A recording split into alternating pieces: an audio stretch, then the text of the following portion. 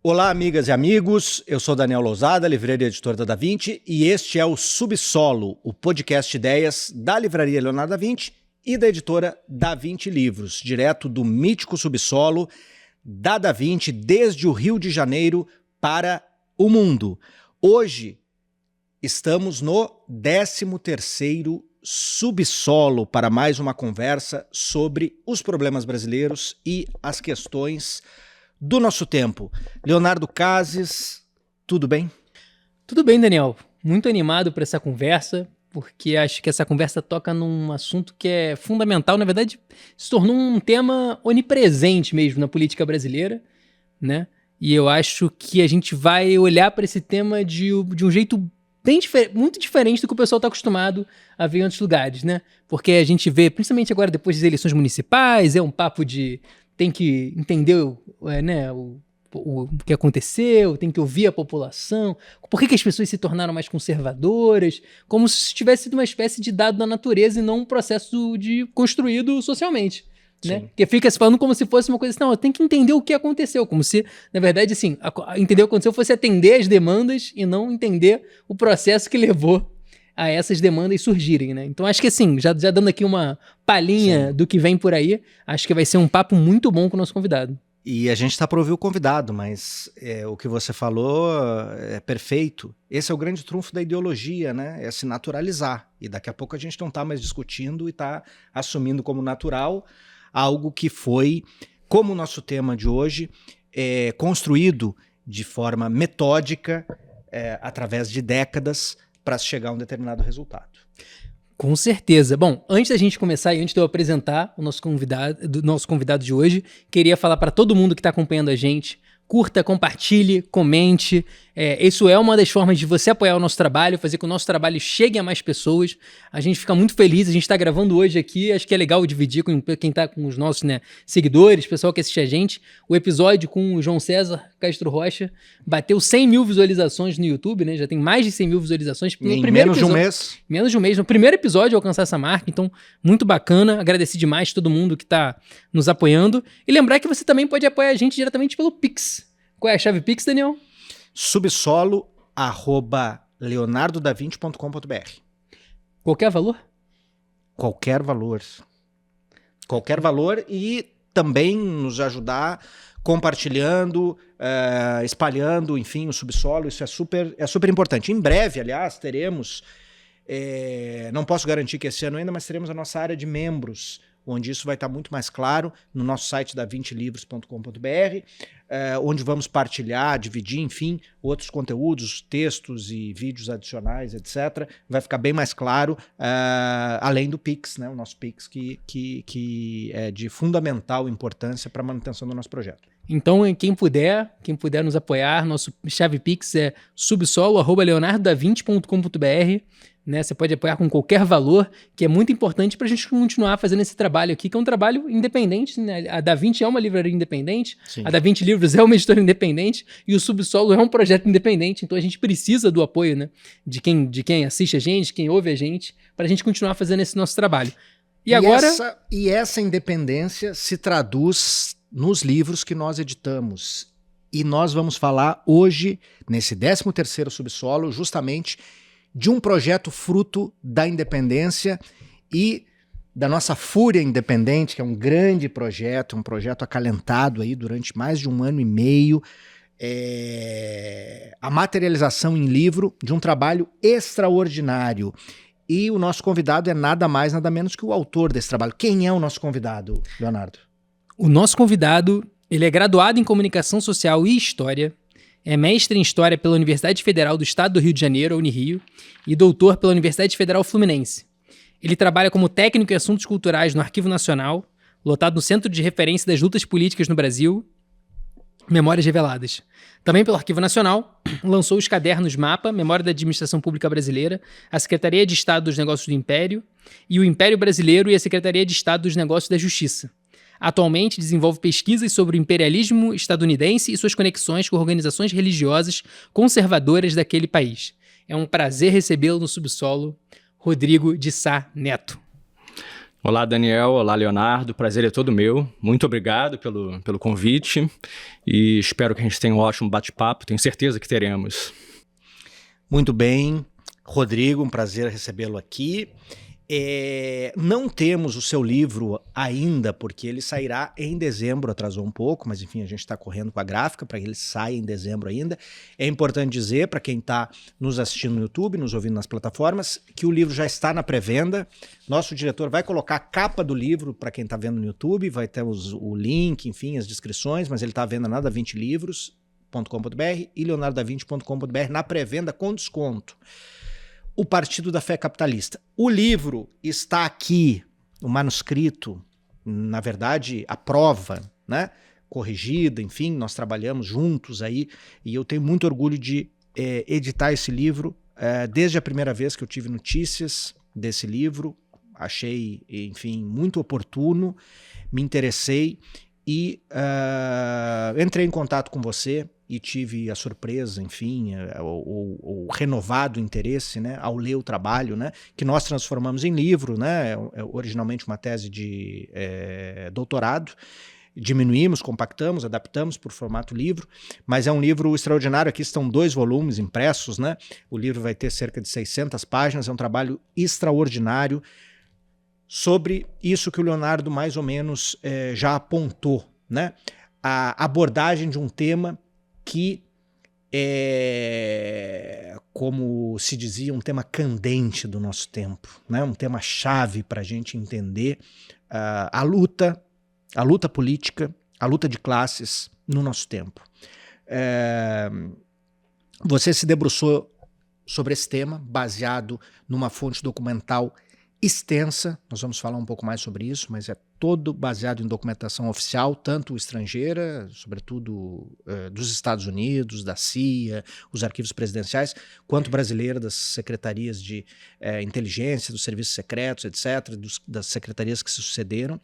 É amplamente documentado sobre a penetração das igrejas, sobretudo das igrejas evangélicas no Brasil, mas não só, nós vamos falar sobre isso, como aparelhos privados de hegemonia. Traduzindo para uma linguagem menos teórica, né?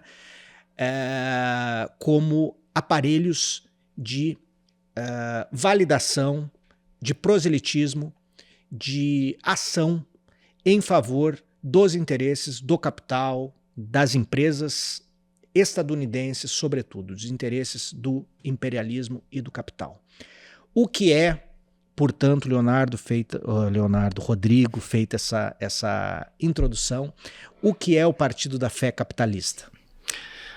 Bom, Daniel, o Partido da Fé Capitalista, isso que eu chamo de Partido da Fé Capitalista, é uma coligação ecumênica que envolve religiosos de múltiplas denominações, que ela começa a ser gestada nos Estados Unidos no começo dos anos 50, quando tem início a Guerra Fria, quando os Estados Unidos se vê na necessidade de competir pelos corações e mentes das pessoas do mundo inteiro diante da União Soviética. Então, nessa época, no começo dos anos 50, órgãos governamentais norte-americanos, como a USIA, que era a United States Information Agency, que era uma organização que lidava com diplomacia pública. O que é diplomacia pública? É uma diplomacia que é voltada para as populações de outros países, uma diplomacia que é voltada para influenciar populações de outros países de acordo com seus interesses, né? Os Estados Unidos tinham uma agência só para isso, chamada USIA. Hoje em dia essa agência não existe mais, ela foi fundida com o Departamento de Estado, que continua fazendo isso. Uhum. Essa política imperialista internacional, que é uma política de uma campanha ideológica, uma campanha de guerra psicológica, como eles chamavam, como foi estudado por um historiador chamado Vicente Gil. Essa política de guerra psicológica e de propaganda, ela foi concebida pela USIA, junto com outros órgãos, como o Departamento de Estado e também a CIA, né? Sempre em contato com empresários e com agentes governamentais e com líderes religiosos, intelectuais de vários tipos norte-americanos, né? Uma das primeiras consequências da deflagração dessa estratégia, que se propunha a agir sobretudo sobre a América Latina, acontece nos Estados Unidos, né? Uma das primeiras manifestações disso foi a fundação de uma organização chamada Fundação para a Ação Política e Religiosa na Ordem Civil e Social. A sigla era FRASCO, né? Essa organização, não por acaso, contava como um dos seus dirigentes com um membro da UZIA, dessa organização estatal norte-americana, que a documentação mostra que essa organização estatal tinha, inclusive, um setor voltado para a política religiosa, né? Então, esse cara estava lá nessa organização, que contou também com a colaboração e o planejamento da CIA, como eu falei, de muitos órgãos norte-americanos, de empresários. O que essa organização se propunha? A congregar religiosos de vários tipos, né? Sobretudo evangélicos, mas não apenas. A gente fala sobretudo evangélicos porque nos Estados Unidos os evangélicos são a maioria, mas católicos, conservadores também, até judeus aparecem nessa organização, né? Num esforço internacional anticomunista, né, de se formar uma frente internacional religiosa anticomunista e pró-capitalista, né? Ou seja, se defenderia, desde o começo, há um pressuposto econômico aí, né? Era uma frente anticomunista que defendia os pressupostos do livre mercado, da liberdade norte-americana, em contraste com o ateísmo comunista e o planejamento econômico comunista, onde não haveria liberdade nem sequer para você professar a sua religião. Bom, um parêntese aqui. Essa ação no campo religioso é apenas um dos desdobramentos dessa guerra psicológica e propaganda. Era uma guerra que era uma campanha muito ampla que se desenvolvia em várias frentes ideológicas. A religião era apenas só uma delas e é que eu me detenho no meu trabalho, né? Então, essa FRASCO, ela foi fundada em 1954 e, desde o começo, a documentação da CIA e do Estado norte-americano, que a gente pode ser consultado no Arquivo Nacional Norte-Americano, NARA, mostra que eles, desde o começo, fizeram vários eventos nos Estados Unidos, congregando religiosos de vários tipos, como eu falei, empresários, quase todos de multinacionais com negócios na América Latina, né? Muitos agentes governamentais, como ex-presidentes, como o chefe da CIA, né? E essa organização ela funcionou até uma data que eu não conseguia descobrir na documentação, mas depois dela, essa guerra psicológica no campo religioso se desdobra em outras organizações nos Estados Unidos também, né? Essas organizações, tanto a FRASCO quanto as outras que seguiram a FRASCO, elas eram frequentadas por religiosos conservadores, sobretudo influenciados pelo movimento fundamentalista norte-americano. O que é o movimento fundamentalista, né? Eu me refiro ao fundamentalismo norte-americano de uma maneira literal. Esse movimento ele é autodenominado fundamentalista, entendeu? Não é uma maneira depreciativa. O movimento fundamentalista surge nos Estados Unidos na virada do século XIX, começo do século XX, em reação a uma série de mudanças que estavam acontecendo no ambiente científico e cultural daquela época. No ambiente científico, sobretudo as ideias do Darwin, né, sobretudo a teoria da evolução, que pôs em xeque um pressuposto que era muito caro aos religiosos, sobretudo norte-americanos, do grande planejamento da vida na Terra vinda de uma inteligência superior, né? A teoria da evolução refuta essa ideia e coloca tudo na conta do acaso. As mudanças evolucionárias seriam frutos do acaso, de tentativa e erro, né? Que iam se acumulando ao longo de milhões, bilhões de anos. Então, os fundamentalistas se opõem a essa ideia e se opõem também a uma crescente laicidade do mundo social, a modernidade econômica, a modernidade social, na economia representada sobretudo pelo comunismo, pelo socialismo. Então, os fundamentalistas desde cedo vão se opor ao comunismo. Eles se opuseram também. E isso é uma reação também a uma parte da religião, do protestantismo tradicional, que dialogava com esse novo momento, enfim, com essas descobertas, com essas pesquisas, de uma forma mais aberta também. Então você tem a formação ou a consolidação e a caracterização mais sólida dessa vertente fundamentalista em reação a segmentos do próprio protestantismo que já dialogavam, enfim, enxergavam também essas mudanças e o advento, né, da teoria evolucionista, por exemplo, dessa laicização do mundo social de uma forma muito mais aberta, né? Não, exatamente, como eu ia dizer, eles também se opuseram ao modernismo não apenas social e econômico, mas também teológico. O que é o modernismo teológico? É um movimento que surgiu entre evangélicos, inclusive, que diante das novos avanços científicos e mudanças sociais, resolveram partir para uma leitura não literal, mas figurativa da Bíblia. Sim. Adequando, né, a Bíblia às descobertas científicas, porque era insustentável, depois das últimas descobertas, você dizer que a Terra tinha 4.000 anos, ou que havia um arquiteto, uma inteligência superior que planejou a vida na Terra, entende?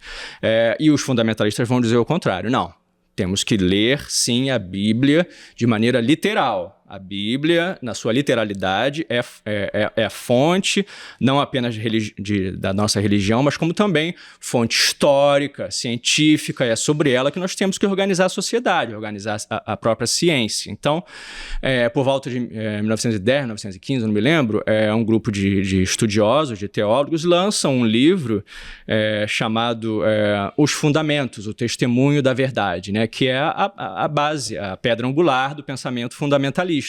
Um livro que foi espalhado por várias denominações dos Estados Unidos, bancado por empresas de petróleo, por exemplo, né? Esses teólogos que lançam o movimento fundamentalista, sobretudo, eles vêm, primeiramente, né, da igreja presbiteriana e da igreja batista. Né? E depois esse movimento se espalha para todas as outras igrejas evangélicas, ganha bastante grande acolhida, inclusive entre os pentecostais mais tarde, que virão para o Brasil. Mas enfim, esse partido da fé capitalista, essa campanha internacional, ela acaba chegando no Brasil, né? Não à toa, a partir dos anos 50, nós temos uma escalada inédita no Brasil da vinda de missionários, de religiosos estrangeiros para cá. Muitas igrejas são abertas nessa época e continua até hoje, né? Nos anos 50 ainda os católicos eram a maioria esmagadora, mas isso progressivamente vai mudando, né? Por exemplo, a igreja do Evangelho Quadrangular, que é uma igreja pentecostal, bastante conservadora, que surge na Califórnia, é fundada no Brasil nos anos 50.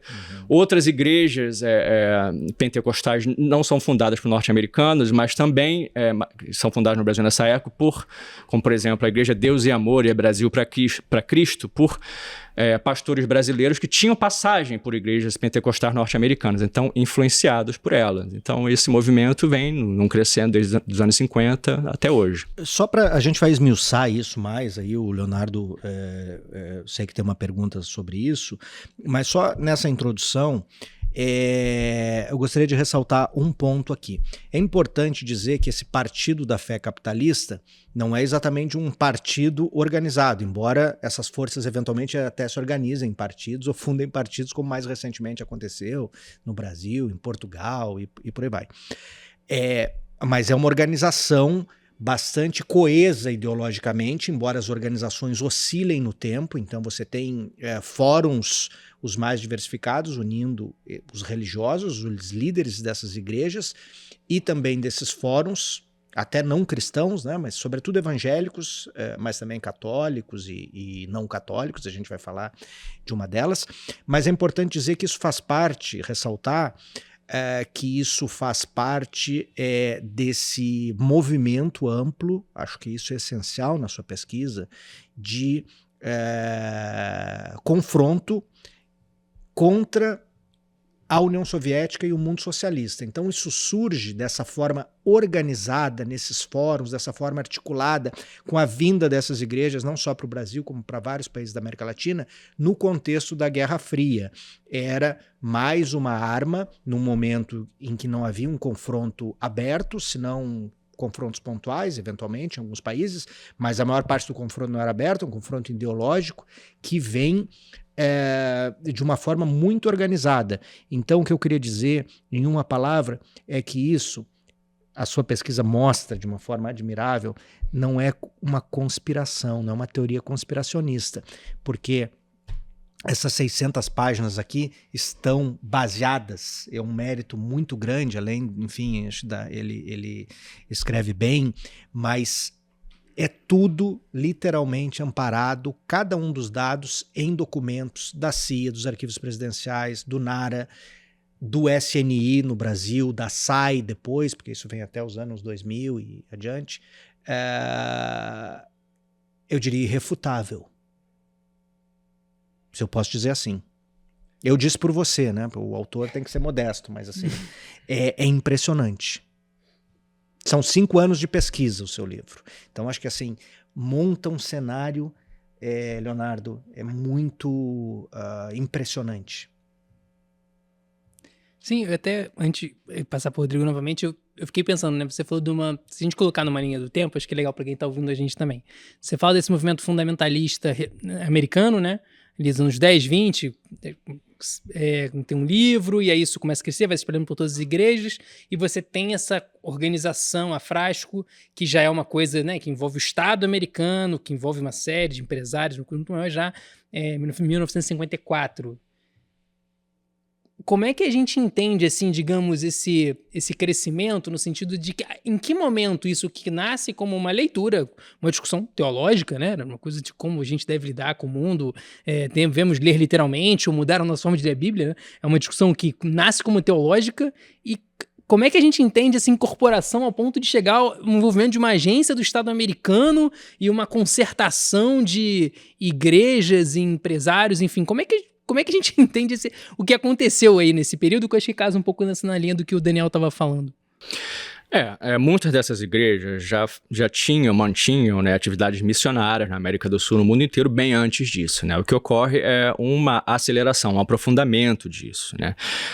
Quando o Estado norte-americano, membros do Estado americano, sempre em contato com empresários, isso a documentação mostra, quando ele concebe essa ação ideológica internacional, né, é dito ali que é preciso entrar em contato com formadores de opinião de países, de diversos países do mundo, né? E incluir esses formadores de opinião nessa força-tarefa, nessa grande iniciativa, né? E por formadores de opinião eles entendiam membros do governo, membros do exército, intelectuais, membros da igreja. E assim é feito, né? A Frasco também tinha como um dos objetivos expressos estabelecer contatos com religiosos de diversas partes do mundo e trazê-los para dentro desse movimento, e formar um movimento internacional, né? De oposição ao comunismo e de valorização das ideias capitalistas, dos pressupostos capitalistas, né? Então, é um movimento.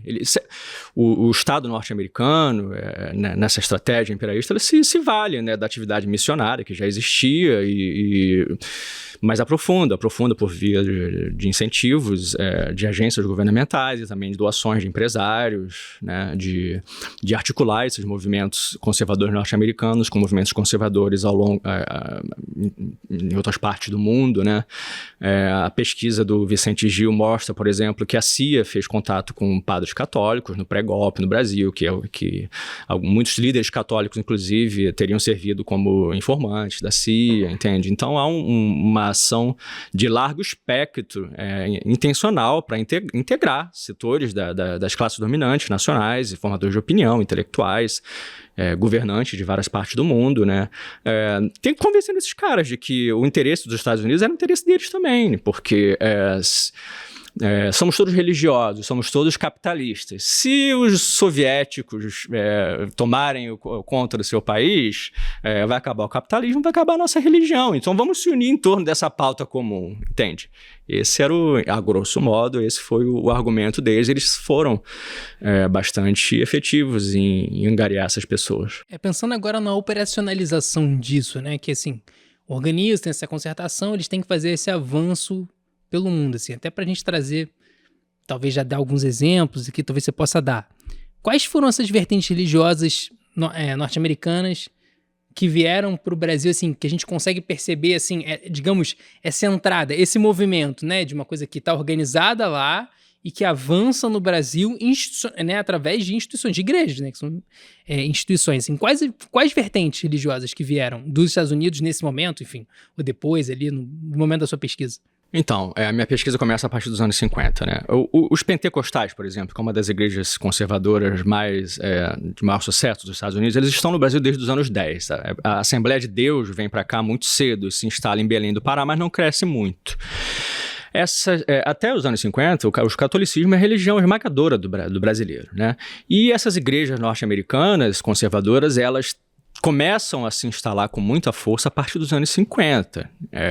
A documentação mostra, por exemplo, que existe uma vinda em massa de organizações missionárias interdenominacionais para fazer pregações junto a indígenas, por exemplo, em cidades. O que são organizações interdenominacionais? São organizações missionárias que congregam religiosos, sobretudo evangélicos, de várias igrejas, né? Batistas, presbiterianos, metodistas, muitos pentecostais, a Assembleia de Deus participou a beça, que é a maior igreja pentecostal do mundo, né? Além dessas agências missionárias interdenominacionais, temos igrejas propriamente ditas que são instaladas, como eu falei, a Igreja do Evangelho Quadrangular, que é uma igreja muito antiga também, norte-americana, e que só se instala aqui nos anos 50. Né? E outras igrejas pentecostais inspiradas, né, nessas igrejas pentecostais norte-americanas, como a Deus é Amor, a Brasil para Cristo, né? Mais tarde, nos anos 70, outras igrejas ainda vão se suceder, agora já completamente nacionalizadas, como a Igreja Universal do Reino de Deus. Mas antes disso, tem também a Igreja de Nova Vida, que veio das mãos de um bispo canadense, de um pastor canadense. É de onde saiu o Edir Macedo. Que foi de onde saiu o Edir Macedo. Foi uma das primeiras igrejas a trazer para o Brasil a teologia da prosperidade, né? O Edir Macedo aprendeu muito ali e aplicou a fórmula, né? Pegou aquilo e transformou numa franquia, né, com traços brasileiros, adaptou, porque ele era um brasileiro, não era um canadense, então ele adaptou aquilo de maneira muito mais efetiva que qualquer estrangeiro conseguiu fazer, né? Não é à toa. Mas a matriz é toda estadunidense. É toda estadunidense. Mesmo as adaptações, e Davi Miranda e Edir Macedo depois, faz uma releitura, mas a matriz de pensamento, o Edir Macedo se formou nos Estados Unidos.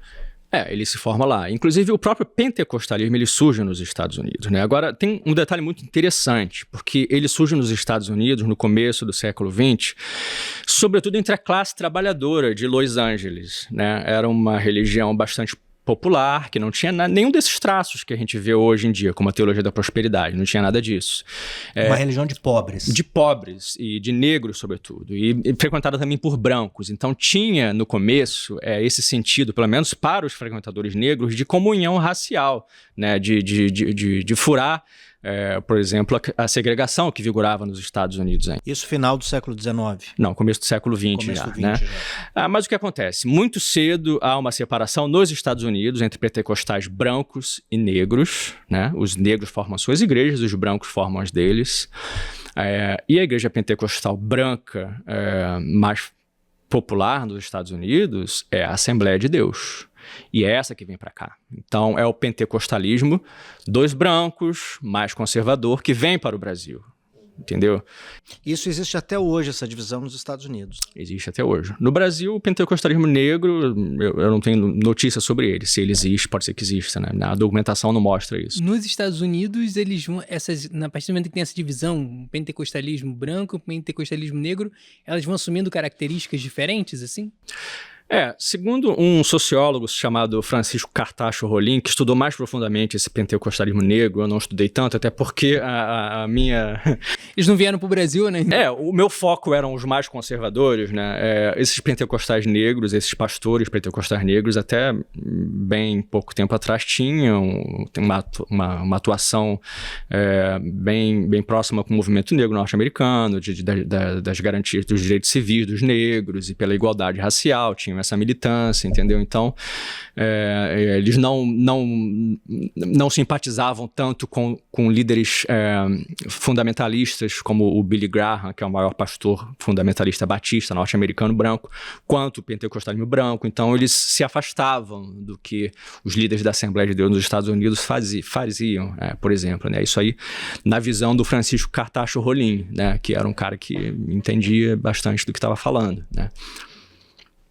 Não, isso é simbólico, né? E permanece até hoje, né? Você não tem essa vertente popular com, enfim, alguma interface, se eu posso dizer, social aqui no Brasil, né? Com esse marcador racial, não, nunca teve. Mas com marcador de classe também não. Você tem residual, algumas lideranças residuais, né? Nessa linha, mas de fato isso é singular, né? Porque veio esse branco para cá. Você citou o exemplo da Assembleia de Deus e me bateu uma dúvida, assim, acho que é uma coisa interessante, assim, porque a Assembleia de Deus ela está presente hoje no Brasil, inclusive discussões políticas, montagem de ministério, a Assembleia de Deus de Ministério Madureira, e aí, enfim, que aí também se divide em outras formas de organização, mas em que momento, assim, como é que ocorre esse processo assim, né? Isso vem de missionários americanos para cá, ou como você falou, brasileiros que são formados lá e vêm abrir a igreja, isso se mantém uma relação com as igrejas, digamos, com a sua matriz norte-americana e vai se autonomizando ao longo do tempo? Como é que funciona essa dinâmica, assim? Ou é uma coisa mais assim, é uma base que aí é aclimatado no Brasil e vai ganhando outros contornos? A Assembleia de Deus brasileira é uma realidade muito complexa, porque é uma igreja muito heterogênea. Não se pode falar em uma Assembleia de Deus. Existem várias Assembleias de Deus, né? Existe a Assembleia de Deus de Belém, existe a Assembleia de Deus de Madureira, né? Elas vão se separando, se desdobrando em ministérios diferentes, em pequenas igrejas. Então, a Assembleia de Deus é uma realidade um pouco diferente da Igreja Universal do Reino de Deus, ou da Deus e Amor, da Brasil para Cristo, que tem um único líder, onde a maior parte dos seguidores seguem mais ou menos as orientações teológicas e sociais, econômicas desse líder, né? A Assembleia de Deus não. Eu tenho notícia, a documentação mostra, de membros da Assembleia de Deus que são progressistas até, embora eles sejam bastante minoritários, né? Então é possível que haja alguns líderes da Assembleia de Deus que sejam de esquerda, que sejam progressistas, mas o que a documentação mostra, a bibliografia, é que a orientação predominante da maioria dos líderes, pelo menos da Assembleia de Deus, é conservadora. Quem são os maiores líderes que a gente conhece da Assembleia de Deus hoje em dia? O Silas Malafaia, da Assembleia de Deus, né? Não há qualquer dúvida sobre o conservadorismo dele, né? A Assembleia de Deus de Belém é super conservadora, apoiou a ditadura, por exemplo. Esse eventual flerte com o progressismo aconteceu também nas igrejas evangélicas, por exemplo, você aborda isso no livro, com a participação de crentes de denominações, né, fiéis, né, de denominações diferentes no próprio Movimento Sem Terra, né, em assentamentos, etc. Mas isso é minoritário, né? Historicamente conservador, alinhado às pautas do capital, aliados ao conservadorismo, tanto comportamental quanto social, sobretudo, né?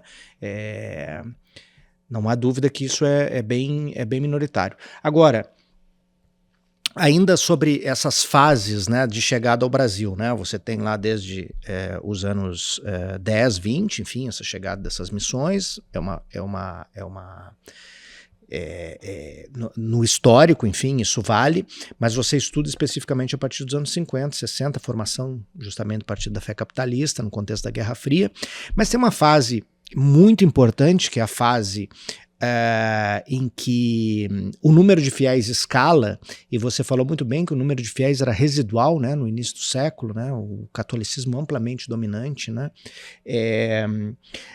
que escala a partir dos anos 70, né, e além de agente, enfim, dos interesses dos Estados Unidos, do imperialismo, das empresas dos Estados Unidos, das pautas que elas defendiam, no apoio a golpes de Estado na América Latina, na sustentação de governos ditatoriais, etc., você tem muito claro nessas fases, e sobretudo a partir dos anos 70, como a própria estrutura das igrejas e as igrejas que surgem, elas correspondem a organização do capitalismo naquele momento. Então, nos anos 70, você tem o surgimento, né, e nos anos 80, a consolidação de igrejas, se eu posso reduzir, né, para simbolizar isso, de igrejas neoliberais, né? Então, aliando a teologia do domínio, né, da batalha, né, contra o inimigo, com a teologia da prosperidade. E o maior exemplo disso é a Igreja Universal do Reino de Deus. Eu acho que é que simboliza muito mais isso, né? O que aconteceu especificamente nos anos 70 no Partido da Fé Capitalista?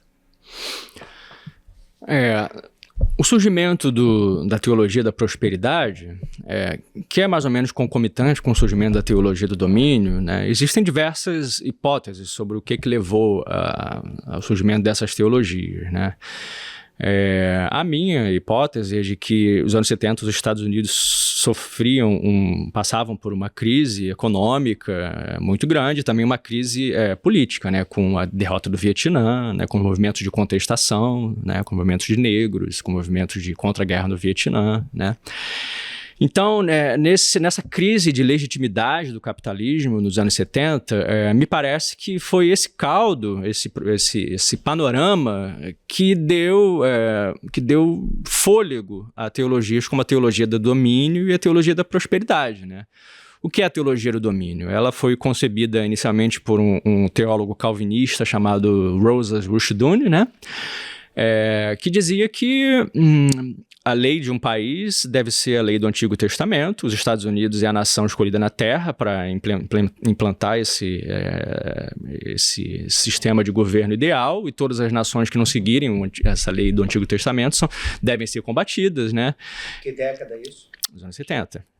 Essa teologia do domínio ela sofre acréscimos posteriores, né? Logo depois, um sujeito chamado Peter Wagner lança a teologia da batalha espiritual, que é um acréscimo à teologia do domínio, né? E ele diz que demônios circulariam livremente pela terra, e esses demônios eles teriam domínio sobre inteiras regiões geográficas, sobre sistemas políticos e sistemas culturais, e que cabia aos verdadeiros cristãos norte-americanos, né, combater esses demônios. Um terceiro acréscimo é a teologia dos 7 montes, né, que foi concebida por um fundamentalista chamado agora não me lembro, mas é o líder do movimento que vem para o Brasil nos anos 70 também, que faz uma pregação fundamentalista e de conversão de estudantes universitários, Campus Crusade for Christ, se eu não me engano. E o que são esses 7 montes? São as 7 áreas preferenciais em que os escolhidos por Deus, os norte-americanos e os evangélicos de todo mundo devem tomar controle. Que áreas são essas? Educação, governo, negócios, entretenimento, mídia, política, já falei? Governo. Tem mais 2 que me escapam agora. Frente ideológica bem completa. Mas esse cara delimitou os campos de ação onde os evangélicos conservadores deveriam tomar o controle, entendeu? E isso que a gente vê sendo aplicado hoje em dia no mundo inteiro, no Brasil também. Já a teologia da prosperidade, que surge mais ou menos nessa época, diz que cada um, o ser humano, ele deve cobrar de Deus, ele merece riquezas na terra, né? E para que ele tenha acesso a essas riquezas, ele tem que seguir um receituário teológico, né? Que está lá escrito pelos teólogos da prosperidade. Isso é uma inflexão, um parêntese, uma inflexão muito grande com o protestantismo tradicional, que se baseava no ascetismo, né? Sim, mas veja bem, ela se combina muito bem com a realidade do mundo neoliberal, porque o que a fim e acaba a teologia da prosperidade está dizendo? Todo mundo pode ser rico se você tiver fé suficiente, se você pagar o dízimo e se você cumprir o que o seu pastor diz. Se você fizer isso, você vai ser rico, não tem como você não ser. Mas se você fracassar é porque você não foi crente o suficiente, você não deu o suficiente. Exato.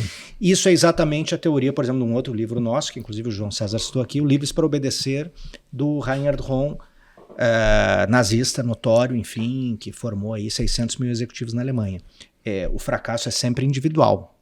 seja justificado teologicamente ou, enfim, por um mindset ou qualquer outra palavra assim. Pois é, então sobram justificativas. É como se fosse um jogo de azar, entendeu? A pessoa que não... O Edir Macedo, ele tem milhões de seguidores. Ele promete riqueza para todos eles, desde 1977. É óbvio que esses milhões de seguidores não ficaram ricos, todos eles, mas eles continuam indo à igreja do Edir Macedo. Por quê? Porque eles acreditam que a riqueza está logo ali, que tá um passo deles. É só estender a mão para pegar. Que amanhã eles serão ricos. Você desenvolve isso, só para completar isso, ele desenvolve isso no livro de uma forma muito mais completa, né? Enfim, tudo que a gente falou até aqui, que vai falar, claro, mas o Edir Macedo, a Universal, né? Uma das inovações assim que a fizeram sobressair, ela é muito belicosa, né, nesse sentido, né, nessa batalha. Ela de fato é ousada, é agressiva e ela não se poupa, né, enfim, enfrentar essas questões aí. E curioso, na sua documentação aparece, né, também, que mesmo os órgãos governamentais, o SNI, depois a SAI, em volta e meia mostravam ainda algum senso crítico, né, porque o negócio era tão descarado, né, de exploração da fé popular, né, mesmo em relação ao que existia, que despertava um pudor até nos espiões, né? Até em quem estava, enfim, não havia uma repressão tão grande, mas despertava isso, né? Mas ele foi muito agudo, né? Nesse momento. Acho que a Igreja Universal simboliza muito isso, não?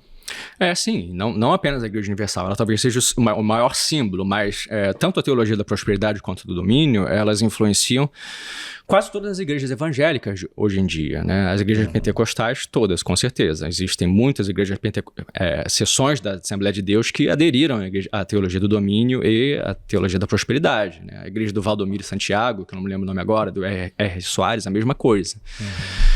Então, esse movimento... Mundial. Igreja Mundial do Reino de Deus, né? Então, essas duas teologias, elas influenciam quase todo o campo evangélico atualmente. Embora o Edir Macedo, de fato, tenha sido aquele que aplicou de maneira mais, digamos, sistemática e com maior sucesso esse receituário. Eu acho interessante porque você localiza o surgimento dessas duas teologias que são decisivas, né, para o nosso tempo presente, né? A gente não entende, tá no papo com o João César, isso já é coisa que apareceu mais pro final da nossa conversa, né? É difícil você entender a própria forma de ação política no presente se você não entender, né, a gramática que esses caras usam, se você não entender um pouco, né, o que essas teologias pregam. Elas surgem num momento de crise do capital, crise os Estados Unidos estava em crise, valores, questionamentos contraculturais. E aí você tem, digamos, o Partido da Fé Capitalista, ele tem que se renovar ideologicamente para conseguir oferecer alguma coisa, uma visão para lidar com aquele tempo, com a crise que estava colocada. E a gente está falando aqui de teologias muito ligadas a igrejas evangélicas, igrejas pentecostais, mas esse é um movimento que não se restringe só a igrejas evangélicas, né? Também você tem um momento importante, assim, no final dos anos 70, que é... Assim, a Igreja Católica também vai passar por mudanças, até porque você tinha, especialmente na América Latina, uma vertente do catolicismo, né, da teologia da libertação muito forte, de um enraizamento popular, né, muito grande, muito presente, né, uma igreja construída a partir de uma ideia em cima da ação social da igreja, muito ligada aos movimentos populares, até hoje, na verdade, né, as pastorais, pastoral da terra, pastoral carcerária, assim, tem um trabalho ainda muito forte junto aos movimentos populares. Foram um grupo fundamental até na fundação do PT, nos anos 80, assim, as comunidades eclesiais de base, elas são, né, várias, todo mundo aponta isso, esse papel. E a Igreja Católica, ela também vai passar por uma, digamos, uma mudança, né? 78, assume o João Paulo II, né? Essa é uma mudança de papado importante, né? Você vinha de papas com uma determinada linha política, e João Paulo II, e aí 78, depois 77, que as datas estavam batendo, assim. Essa mudança, digamos, essa Igreja Católica, né, que também tem uma relação com os Estados Unidos, eu quero dizer assim, essa resposta católica para a crise, que de um lado dos pentecostais, a teologia do domínio, a teologia da prosperidade, a resposta que vem, né, que estou falando renovação, é a renovação carismática, né, a linha que dá a linha. Isso também vem dos Estados Unidos? Você tem a matriz também está junto? Eles estão articulados nesses movimentos que você estudou? Com toda certeza. A renovação carismática católica, ela surge nos Estados Unidos em 1967, eu acredito, numa universidade na cidade de Pittsburgh, né, onde estudantes católicos teriam pela primeira vez experimentado o batismo do Espírito Santo, que é um dos pressupostos teológicos principais da igreja carismática, dos pentecostais. O que é o batismo do Espírito Santo? Quando você é batizado no Espírito Santo, o primeiro sinal, o sinal mais importante que você recebeu esse batismo é o dom de falar em outras línguas que você recebe do Espírito Santo, tal como consta na Bíblia, tal como os apóstolos de Cristo teriam feito. Por exemplo, na Bíblia parece que eles com o dom, por exemplo, de praticar cura espiritual, colocando a mão nos doentes, e dons de premonição. Todos esses dons são carismas que os carismáticos, os pentecostais são carismáticos, acreditam que estão em vigor até hoje, né? Essa renovação carismática católica ela não surge de maneira espontânea, tá? Desde 1951 existe um movimento fundado por um pastor da Assembleia de Deus nos Estados Unidos chamado David Duplessis. Ele fundou uma organização com empresários cristãos norte-americanos que era devotada a levar o movimento carismático para outras denominações, né? Fundado em 1951, né, se eu não me engano. Logo, pouco depois disso, o movimento, o carismatismo, ele começa a aparecer em várias igrejas, como a igreja luterana, a presbiteriana e a católica também, né? Então, em 67, surgiu nos Estados Unidos e pouco depois, se eu não me engano, em 74, a renovação carismática católica chega no Brasil. E ela também não chega de maneira espontânea. Ela chega trazida por vários padres norte-americanos, né? E uma coisa interessante é que, apesar de serem todos norte-americanos, eles aportuguesaram o nome deles para dar um ar assim nacional à coisa, né? Então, se o cara chamasse Roberts, era chamado de Padre Roberto. Então, todos eles aportuguesaram seu nome e lançaram um movimento aqui no Brasil. A renovação carismática católica. Agora, o Papa João Paulo II, sim, conversou bastante com a renovação carismática, validou o movimento. Agora, antes dele, o Paulo VI havia feito isso também. Então, apesar de ter esse lado tido como mais progressista dentro dos católicos, ele também reconheceu a validade do movimento carismático. Então, sim. E os carismáticos estão aí até hoje. Eles interferem nas eleições, por exemplo. Em 1990, a documentação do Estado brasileiro mostra que eles financiaram 15 candidatos, né, às eleições parlamentares, né? E a documentação mostra também que eles interferem em eleições em outros países do mundo. Por exemplo, documentações da Wikileaks mostram os carismáticos agindo em bloco em alguns países para eleger candidatos simpáticos aos Estados Unidos. Então, sim, tem tudo a ver. É impressionante, né? Inclusive porque, né, quando a gente citou João Paulo II, também um notório anticomunista, né? Polonês, anticomunista, que era uma coisa super também, né? Dentro dessa... Afinal, né? Teologia da libertação, né, tava muito próximo dos comunistas, né? Porque, afinal, né? Falava o trabalho com a ação social, os pobres. Que era, enfim, extremamente popular, né? E por isso foi atacada de forma tão organizada e feroz, né? As SEBs enfim, a mobilização popular que ela alcançava. Agora, isso também tem a ver, o foco, evidentemente, você esmiuça aí diversas denominações ou não denominacionais também, são as evangélicas, mas a renovação carismática merece uma parte da sua atenção, né? Parte desse fenômeno, e uma outra também que é muito simbólica, que aparece de forma recorrente no seu livro, que é uma igreja, né? Talvez em aspas, que é não cristã, que quem tem 40 anos ou mais, enfim, como eu, né, que tenho 50, lembra da infância de ouvir, né? Inclusive você cita algumas reportagens, enfim, que existiram, lembra da seita Moon, né, que atormentava as crianças, né, ser sequestrado, sofrer lavagem cerebral, etc, etc. A seita Moon, do reverendo Moon, coreano, fortemente anticomunista, organizada em diversos países, organizada nos Estados Unidos.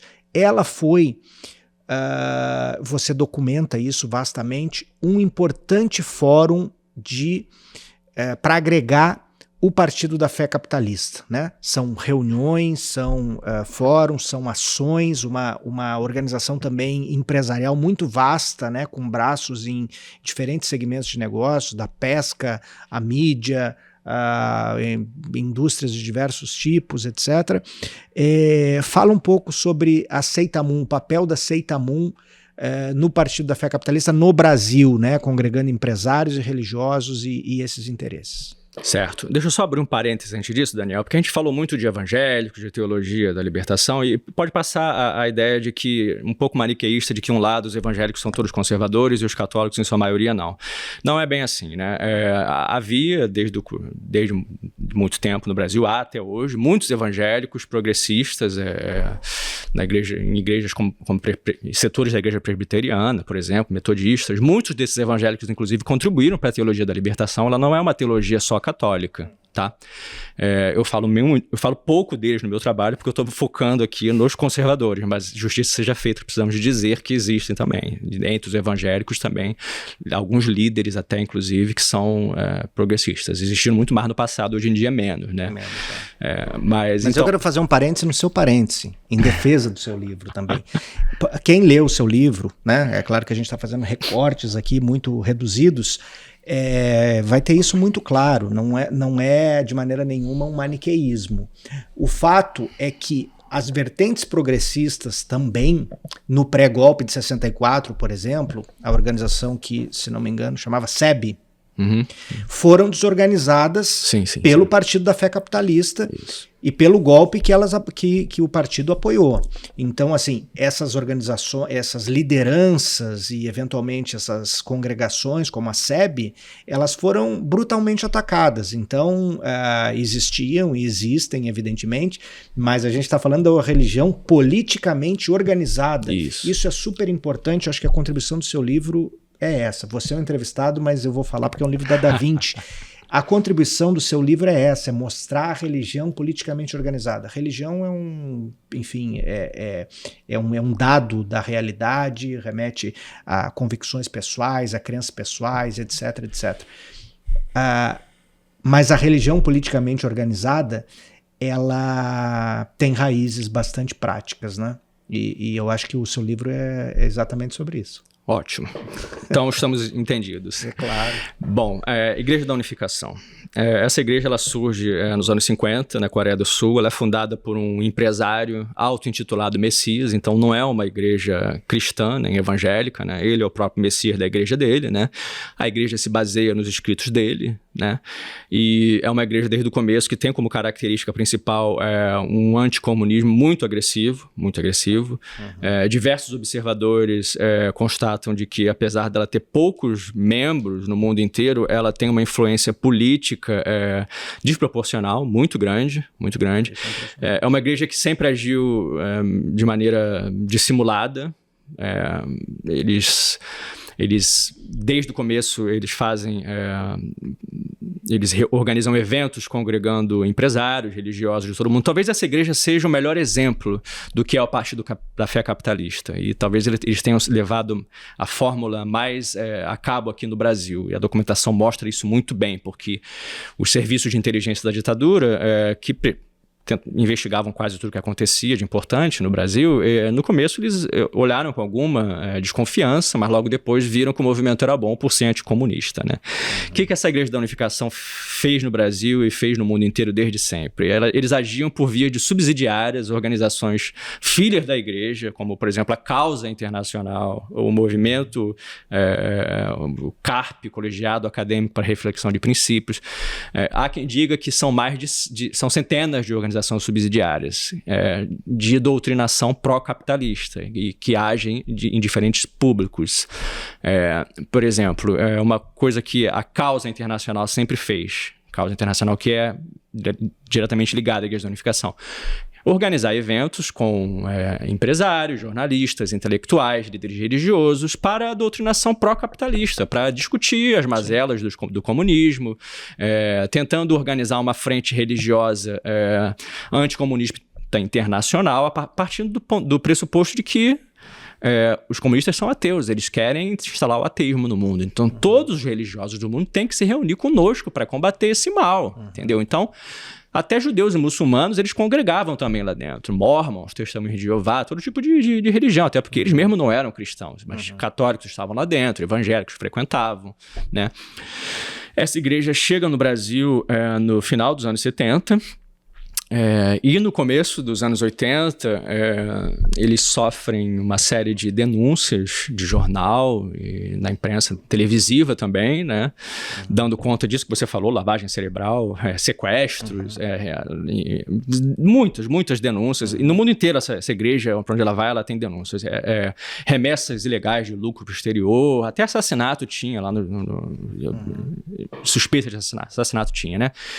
E a documentação estatal brasileira diz que, tá lá, dito literalmente, os serviços de inteligência diziam que nada, que a despeito dessas denúncias, nada havia comprovado, mas que a igreja deveria permanecer no Brasil sim, porque ela tinha direito, vigorava aqui a liberdade de religião, e mais do que isso, mais importante do que isso, porque ela fazia atividades de conscientização política anticomunista no Brasil. Tá lá escrito no documento da Divisão de Segurança e Informações do Ministério da Justiça, por exemplo, que era um apêndice do SNI dentro do Ministério da Justiça. Em vários documentos dos serviços de segurança, de vigilância e repressão da ditadura, a gente vê opiniões favoráveis à Igreja da Unificação. Então, no Brasil, dos anos 80, a igreja continua no Brasil, né? Ela se instalou inicialmente no Rio Grande do Sul, porque era o estado mais perto da base sul-americana dela, que é em Montevidéu, no Uruguai. Essa igreja ela foi acolhida por todas as ditaduras do continente, mas especialmente pela ditadura uruguaia, era muito próximo da ditadura uruguaia. Que tem a questão, enfim, de remessa de recursos para o exterior facilitada, né, como... Segundo o SNI, sim, isso foi um fator importante para eles se instalarem lá, porque a ditadura uruguaia tinha regras muito frouxas para remessas de dinheiro para o exterior. E essa Igreja da Unificação, onde quer que ela vá, ela entra também no ramo dos negócios. Ela abre empresas, ela aplica no mercado de capital, e ela envia os seus dividendos para o exterior para bancar suas atividades também, suas atividades internacionais de doutrinação. Uma parte é bem nebulosa, né? Porque você tem uma igreja, né? Seitamun, Igreja da Unificação, né? Mesma coisa, que você não consegue, enfim, mesmo na documentação, é uma atividade pouco rastreável, né? Porque é uma igreja com meia dúzia de fiéis, né? Registrados, né? Meia dúzia que eu falo, sei lá, eu acho que em algum momento você cita lá que tinha, não sei se era em São Paulo, no Brasil, 1.100 e alguma coisa. É ínfimo, né? Então não vive de dízimo, né? Não vive de fiéis, de abrir templos, mas muito influente politicamente, com uma frequência de pessoas de Estado, de políticos, parlamentares, grandes empresários, pequenos empresários, jornalistas e por aí vai. A documentação mostra que essa igreja tentou o tempo inteiro se aproximar de militares, de membros da comunidade de informação, de políticos. A igreja, a documentação tem relação de convidados de muitos dos seus eventos, e ali figuram vários políticos, vários empresários brasileiros, religiosos, né? Segundo a Secretaria de Assuntos Especiais da Presidência da República, um dos membros da Igreja da Unificação que frequentava reuniões, por exemplo, era o Álvaro Vale, do PL, né? Um político, né? Sim. Entre ele, vários outros aparecem. Sim, né? Então, eles conseguem ganhar muito espaço e muita influência entre a classe empresarial, entre políticos, entre informadores e entre intelectuais também. E eles fizeram no Rio de Janeiro, no começo dos anos 80, um evento só voltado para professores universitários, que mostra claramente a tentativa de se infiltrar aí E você coloca no livro, tem listas de presença, né, documentadas, né? Sim, listas de presença no livro, o livro ele é vastamente documentado em todos os sentidos. Listas de presenças com jornalistas, diretor de redação que eu lembro aqui da Folha da Tarde, tarde, um dos principais articulistas do Estado de São Paulo, e por aí vai, etc, etc. Deputados são muitos, né? O Álvaro Vale, outros tantos, né? Naquele momento, né? E uma coisa importante sobre esse anticomunismo, né? Que ela nasce num país que era uma ditadura anticomunista, né? Que é a Coreia do Sul, uma ditadura, enfim, muito marcada, né? Muito, enfim, intensa. E um dos principais líderes é justamente um general, né? Um dos nomes mais visíveis, né, da Igreja da Unificação, é um general que combateu o Vietnã do Norte, né? Os comunistas, né? Esqueci o nome, é Boa alguma coisa. Coreia do Norte. A Coreia do Norte, combateu o Norte, né? Sim, verdade. É Boripak, se eu não me lembro, se eu não me engano. Um detalhe interessante, que essa igreja provavelmente ela continua em ação até os dias de hoje, né? A documentação não mostra, mas não temos documentações atuais sobre ela, né? Mas, por exemplo, a interferência no meio político, mesmo depois da ditadura, continua, né? O SNI diz lá que na Constituinte de 1986, a Igreja da Unificação financiou 60 candidatos. 60, todos de legendas partidárias conservadoras. Alguns dos candidatos que eles financiaram, por exemplo, não mais a deputados, mas, por exemplo, segundo o SNI, eles teriam financiado a candidatura do Paulo Maluf em São Paulo e do Jânio Quadros, além desses deputados todos. É que eu ia comentar que é muito interessante porque talvez acho que você falou, né, que essa Igreja da Unificação ela é quase uma personificação do Partido da Fé Capitalista, porque é uma espécie de internacional anticomunista, que é uma igreja, mas também isso, não está muito preocupada em alargar sua base de fé, que seria o mais esperado de um comportamento de uma igreja, né? Crescer, abrir templos, formar pastores, padres, enfim, ou lideranças religiosas. Mas eu acho que isso também mostra uma característica que eu acho que é muito interessante do trabalho, e acho que você citou isso em relação às missões em territórios indígenas também, que esse acho que se usa um termo interdenominacional. Interdenominacional. Enfim, que na verdade é isso, né? É você ter uma série de denominações religiosas atuando juntas com um objetivo comum. Seja, no caso lá da Igreja da Unificação, nessa frente internacional anticomunista, seja, aí sim, que era o assunto que eu queria trazer de volta, que a gente passou por isso, mas acho que vale aprofundar o trabalho em territórios indígenas no Brasil. Assim, o que a sua pesquisa mostra sobre... É uma atuação que a gente sabe que tem até hoje, né? Esse é um assunto muito candente, né? A gente viu todos os episódios envolvendo próprio denúncias, acusações sobre a Ilha de Marajó recentemente, a história, enfim, envolvendo a ex-ministra Damares Alves, que foi ministra do governo Bolsonaro, e a atuação dela em comunidades indígenas, e a adoção de crianças, enfim, várias histórias bem complicadas a esse respeito. Mas o que a sua pesquisa revela sobre a atuação dessa, digamos, essa frente ampla de igrejas, vamos usar não vamos cercar, né, no Evangelho Católico, mas assim, dessa frente ampla de igrejas em territórios indígenas no Brasil, assim, ao longo do tempo? O que a documentação mostra? Mostra que... O primeiro documento que eu achei sobre esse tema é um documento do Conselho de Segurança Nacional de 1961. É possível que hajam outros, mas eu posso ter deixado passar.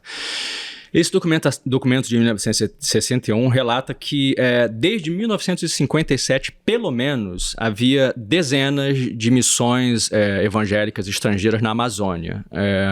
E diz que o próprio Conselho de Segurança Nacional não tinha ideia de quais seriam essas. Eu conhecia algumas, mas não tinha ideia do número exato delas, nem de quais exatamente estavam ali, né? E desde 1957, pelo menos, essas missões vinham recebendo uma série de denúncias, como no mundo inteiro acontece, onde essas missões se instalam. Denúncias que passavam, por exemplo, por colaboração com a CIA, colaboração com garimpo ilegal, destruição da cultura indígena, contrabando de drogas, coisa do tipo. E o que o Conselho de Segurança Nacional dizia? Que não havia nada provado, novamente, que não havia nada aprovado contra essas missões e que não convinha retirá-las do Brasil porque elas faziam um bom trabalho de civilizar o indígena, de trazê-los para a civilização brasileira, coisas coisa que o Estado não tinha condições financeiras de fazer. E esse é um argumento que vai ser frequentemente usado ao longo da ditadura e por muito tempo. O Estado não tem condições de levar educação e saúde para os indígenas. Mas aí isso parte de uma certa concepção, de uma certa política indigenista, que é uma concepção de que convinha retirar o indígena da natureza e integrá-lo à sociedade capitalista brasileira, né? Que convinha civilizar essas populações, não deixá-las isoladas lá. E essa concepção permanece até hoje em alguns círculos conservadores na política, né? Quais são as organizações missionárias mais importantes em ação do Brasil? São muitas organizações, mas as mais importantes acho que a gente pode dizer que são o Instituto Linguístico de Verão, a Sociedade Asas do Socorro, a Missão Novas Tribos do Brasil e algumas igrejas que também praticam conversão de indígenas, como a Assembleia de Deus e a Igreja Universal do Reino de Deus, né? O Instituto Linguístico de Verão, em todos os lugares onde ele se instalou ao longo do mundo, ele foi acusado de colaboração com a CIA, contrabando, uma série de malfeitos. E a despeito disso, desde 1959, se eu não me engano, ele tem um convênio com a FRJ, com o Museu Nacional, de agir junto com as comunidades indígenas, porque o Brasil não dispunha naquela época de pessoas capacitadas, por exemplo, para fazer gramáticas dos idiomas, das línguas indígenas. Então fez-se um convênio com o Instituto Linguístico de Verão e ele foi para lá estudar essas comunidades, essas tribos indígenas, né? Só que a ação deles não se limita a conhecer a linguagem indígena e registrar em gramáticas. Eles não fazem só isso. Eles conhecem as linguagens dos índios para traduzir a Bíblia para a linguagem dos índios e ensinar a religião cristã, evangélica, fundamentalistas para os indígenas. E continuam fazendo isso até hoje, né? Missão Novas Tribos do Brasil. Se você for ver, elas estão no Brasil até hoje, tem no site da Missão Novas Tribos no Brasil, eles se vangloriam de estarem juntos há mais de 40 povos indígenas, muitos deles povos isolados, originalmente isolados, né? Sociedade Asas de Socorro, ela atuava sobretudo dando logística aérea para outros órgãos missionários, ou seja, eles levavam os missionários para lugares em aviões, né? E as igrejas evangélicas, como a Assembleia de Deus, nós temos, a documentação mostra que eles agem junto a várias reservas indígenas e eles têm uma estratégia, não só a Assembleia de Deus, mas também a Igreja do Evangelho Quadrangular e outros pentecostais, eles têm uma estratégia muito interessante, que é tentar transformar a igreja evangélica nas comunidades indígenas no movimento de base. Ou seja, eles chegam, treinam alguns indígenas para serem os pastores daquela igreja. Aí os indígenas abrem uma igreja da Assembleia de Deus, da Igreja do Evangelho Quadrangular, que é gerida pelos próprios indígenas, entendeu? E aí, se o governo for lá e dizer, vocês têm que sair da comunidade, vão falar, não, nós não estamos lá, a igreja é deles, eles é que querem aderir à nossa religião, entende? Então, eles fazem isso, na documentação mostra isso. Essa é uma das partes mais aterradoras do livro, né? A documentação coloca isso, situações terríveis, né? De destruição das culturas indígenas, né? De suicídio, você cita uma tribo, por exemplo, onde os indígenas só falavam inglês, né? Não falavam português, enfim, esses convênios, enfim, são muitas outras coisas que estão nesse livro aqui, nesse portentoso livro, né? Então, muito mais detalhadas. Importante dizer que esse livro é uma iniciativa da Da Vinci Livros, uma iniciativa independente. Se você deseja apoiar as iniciativas independentes da Leonardo da Vinci, da Vinci Livros, como este Subsolo, nos ajude compartilhando, espalhando, enviando pelo WhatsApp, enviando link, compartilhando, enfim, os cortes que nós fazemos e também, se pudesse conseguir, com sacrifício, fazendo um pix para subsolo@leonardodavinci.com.br. Isso é muito importante para a gente manter e melhorar aqui o nosso projeto, que é feito com todo o sacrifício e com toda a paixão. Uma outra questão que é bastante presente, que nós ouvimos, né, comumente hoje e que tem, enfim, um histórico longo, né, no seu estudo, né, o seu estudo atesta isso, é o uso do argumento da liberdade religiosa, né? A liberdade religiosa ela foi usada, né, pelo Partido da Fé Capitalista, pelos defensores, né, dos interesses capitalistas, pelos Estados Unidos como discurso, né, da sua política de Estado, em inúmeras vezes, tanto no contexto da Guerra Fria quanto após a Guerra Fria, mas foi utilizado muito contra o Bloco Socialista, né, contra a União Soviética, enfim, diversos casos aí simbólicos, como a própria Polônia,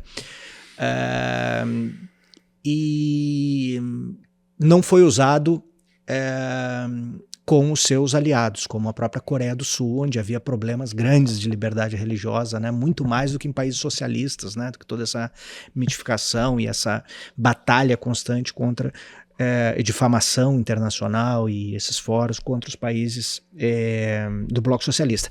Esse argumento é utilizado muito ainda hoje, né? Quando se fala, por exemplo, em qualquer reforma, em qualquer limitação, qualquer oposição a determinadas leis, mudança nas leis ou leis que beneficiem, né, de uma forma desproporcional, injusta, as igrejas ou a religião de modo geral, né, a religião politicamente a religião organizada em igrejas, melhor dizendo, se fala que isso é um ataque à liberdade religiosa. Então, bom, igrejas não devem pagar imposto. Se pagar, é um ataque à liberdade religiosa. Igreja não deve pagar, sei lá, imposto sobre aeronave, ou barcos, ou determinados direitos, determinados impostos trabalhistas, e por aí vai. Tudo é ataque à liberdade religiosa. Como é que é esse uso político da liberdade religiosa? Bom, olhando primeiro para o panorama internacional, né? Você mencionou o caso da União Soviética, países socialistas, e o que a gente vê, analisando a documentação do Departamento de Estado, que está lá na Wikileaks, né? Uma base muito importante para esse tipo de estudo, é que o tema da liberdade religiosa foi usado como uma moeda de barganha, de pressão, pela diplomacia norte-americana para desestabilizar os países socialistas ao longo do mundo, né? Frequentemente se exigia uma maior abertura, uma maior tolerância a igrejas, né, nesses países e se argumentava que, por exemplo, empréstimos a países da Europa Oriental não poderiam ser fornecidos pelos Estados Unidos se essa questão não fosse atendida a contento, né? Agora, que liberdade religiosa era essa? Quando a gente for ver, quem reclamava de falta de liberdade religiosa nos países socialistas eram as igrejas norte-americanas, não eram quaisquer igrejas, não era a igreja ortodoxa russa, né? Se você for ver de perto, e a documentação mostra isso, quem estava reclamando de falta de liberdade religiosa eram católicos na Polônia, influenciados pelo Papa João Paulo II, eram pentecostais, né, que estavam já na própria União Soviética, em outros países socialistas, e batistas, sobretudo, né? Só igrejas americanas, entende? Então, para você ter uma ideia de como isso era feito de maneira assimétrica, os Estados Unidos até hoje não tem nenhuma preocupação sobre a falta de liberdade religiosa para os cristãos na Arábia Saudita, que é um dos seus principais, né, aliados do mundo, né? E a gente vê esse documento, esse argumento da liberdade religiosa sendo usado por evangélicos conservadores no Brasil também, né? Qual foi o principal argumento usado contra o candidato do PT, Luiz Inácio Lula da Silva, na eleição de 1989, e que fez com que o campo evangélico migrasse em massa para a candidatura do Fernando Collor de Mello no segundo turno? Foi que o Luiz Inácio Lula da Silva seria socialista e que a primeira coisa que ele faria ao assumir o poder seria acabar com a liberdade religiosa e fechar todas as igrejas evangélicas no Brasil, né? Foi isso. Saiu em várias edições do Jornal da Igreja Universal do Reino de Deus, no Jornal da Assembleia de Deus. Temos relatos de vários pastores usando esse argumento. Isso foi martelado incessantemente nos ouvidos dos evangélicos brasileiros, né? E há quem diga que a estreita diferença que o Collor conseguiu se deve muito ao fato dos evangélicos terem em massa votado no Collor, retratado não Lula nessa como eleição. O demônio, né? Sim, literalmente. Demônio, inclusive tem um pastor, não me lembro qual, que se referiu a ele dessa forma, o demônio barbudo, né? A Igreja Universal fez músicas, né, chamando de Lula de diabo e coisa e tal, né? Coisa que quem olha pro que o Lula fez depois e hoje em dia, né, acha até engraçado, né? Mas eu acredito que nem eles acreditassem muito nisso naquela época, né? Mas convinha claro, apoiar o Fernando Collor de Mello, porque era a candidatura favorita do capital. Sim, e que depois foi também importante na aquisição da Rede Record. O Edir Macedo, ele era amigo pessoal do Fernando Collor de Mello. E tem no livro do Gilberto Nascimento, chamado O Reino, onde é um livro muito interessante, que ele fala sobre faz uma biografia do Macedo e da igreja dele, e diz que o Collor teria, inclusive, ligado para o Silvio Santos, que era dono da Record, pedindo para que ele facilitasse a venda para o Edir Macedo. E o PC Farias teria atuado também lá junto para desembaraçar os problemas que estavam tendo para legalizar a venda da Record. Eu acho muito...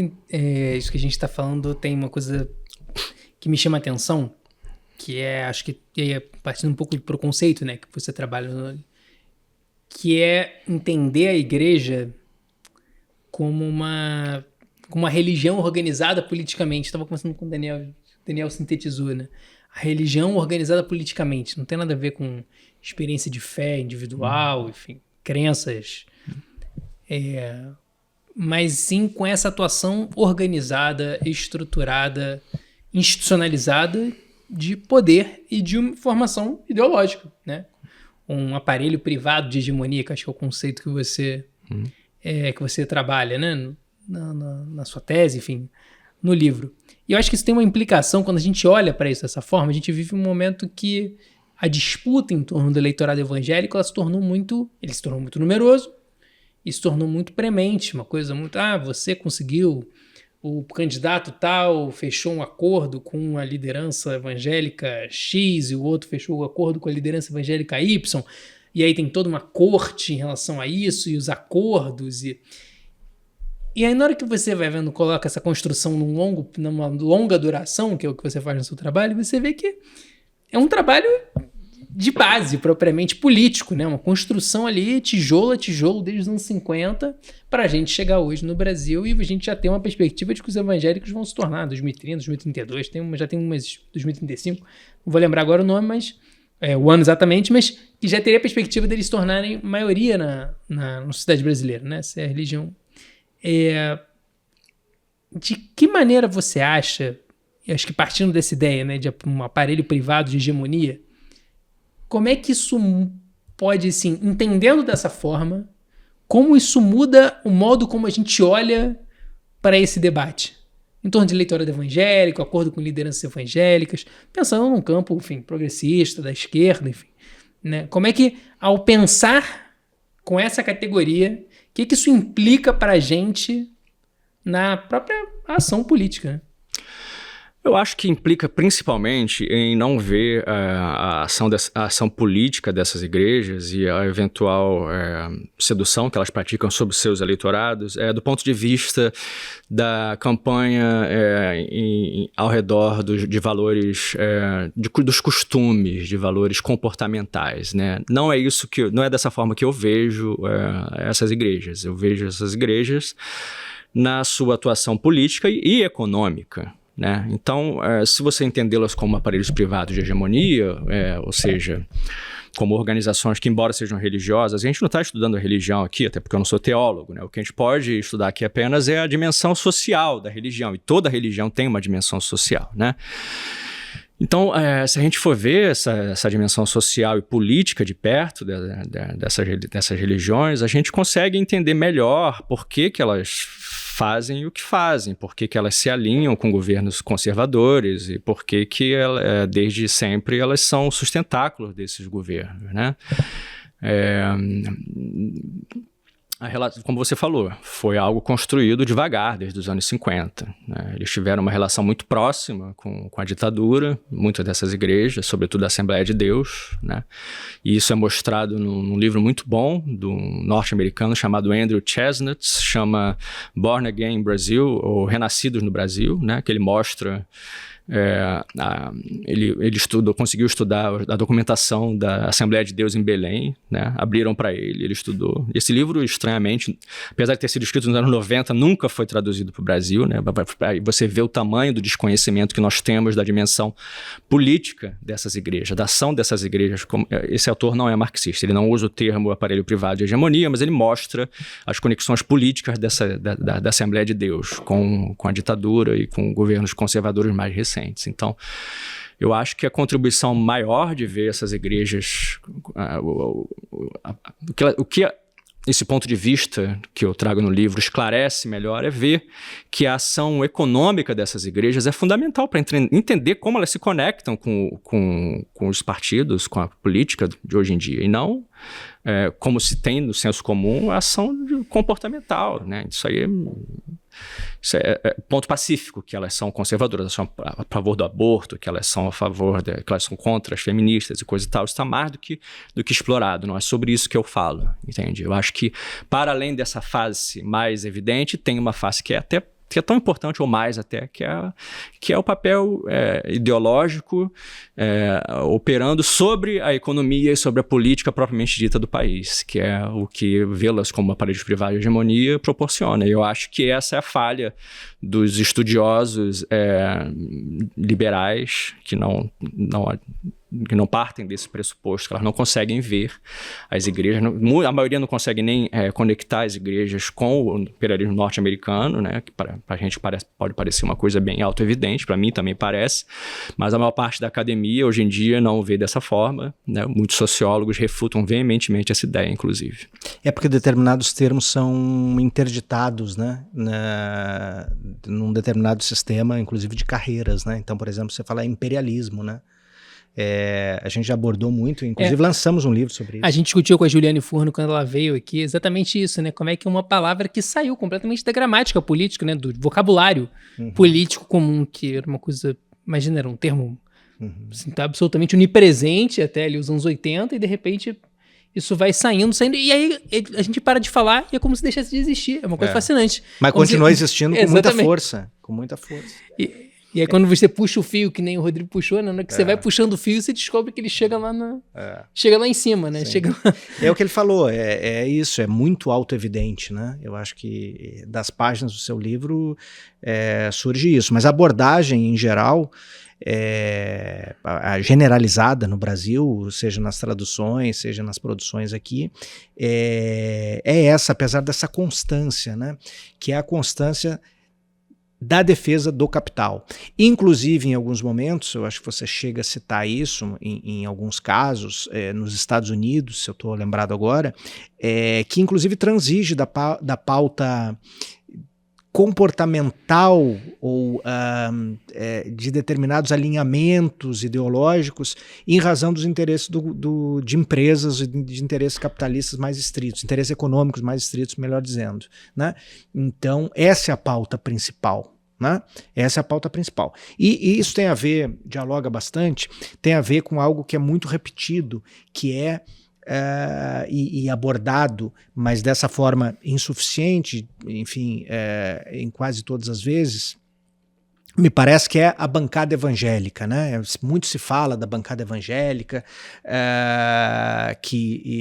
enfim, você, na última parte do livro, faz um histórico, né? Desde o seu nascimento, digamos assim, embora os evangélicos tenham representantes e começaram a entrar na institucionalidade desde a década de 50, 60 e etc., 40, né? Se eu estou enganado, já tinha deputado, mas dessa forma mais visível, em bloco, numericamente importante, a partir da Constituinte, né, a partir de 86. E você analisa todas as eleições, a constituição da bancada e os votos de cada um dos deputados da bancada evangélica, com pequenas defecções. No início, a própria Benedita da Silva, que é evangélica, e o Lisânias Maciel, não é isso? Que era um deputado aqui do Rio,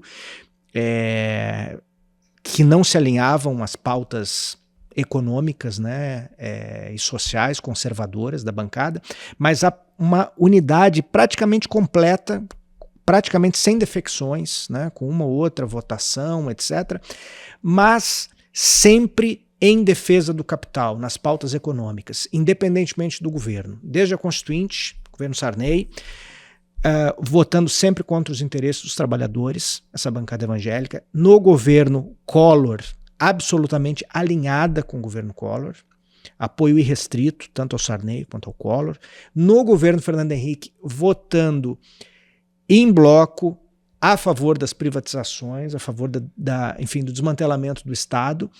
E depois, mesmo nos momentos que isso, enfim, não houve essa onda de privatizações no governo Lula, isso você já não aborda, enfim, não faz parte, você chega até 2002, né, no governo, na ascensão do Lula, sempre alinhada.